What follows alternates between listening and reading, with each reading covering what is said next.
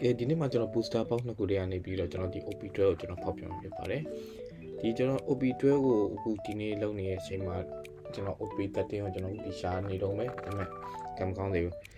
ကျွန်တော်ဒီ OP12 မှာကျွန်တော် chasing လုပ်တာကတော့ကျွန်တော်ဒီ flip ပြီးကျွန်တော်ဒီ gold နဲ့ silver ပြီးကျွန်တော်ဒီ manga pony ဒီသူတို့ကတော့ဒီတော်တော်ကြီး hit ဖြစ်တဲ့ထဲမှာပါတယ်ဈေးရတယ်မလဲဘူးဒီအပြင်မှာရောက်မယ်ဆိုရင်တော့အဲဒါကျွန်တော်ရတာလေးပဲကျွန်တော်ယူမယ်ကဲကျွန်တော်ပထမ pack မှာတော့ကျွန်တော် leader ဘာလို့ဆိုကျွန်တော်ကတ်နေအောင်လေးကျွန်တော်မြင်လိုက်ပြီ leader pack ဆိုတဲ့အတိုင်းပဲကျွန်တော်ထွေထူးထူးကျွန်တော်ဒီမပါတော့ဘူးကဲကျွန်တော်တို့စုကြည့်လိုက်ရမယ်ကဲကျွန်တော် second pack ပေါ့နော်ကျွန်တော်ဒီ miss of sunday ချာထွေထူးတော့ကျွန်တော်မတွေ့သေးဘူး Sengoku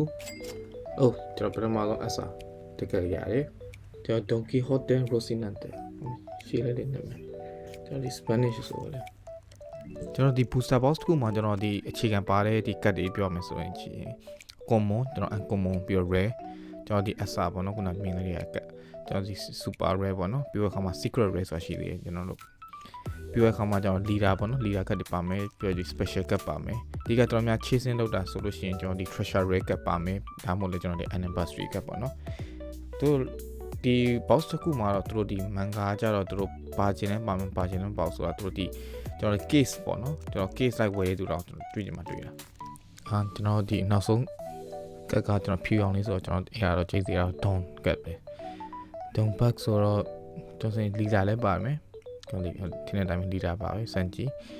ဒါ leader ရဲ့ကျွန်တော် down တကတ်ကျွန်တော်ရပြီ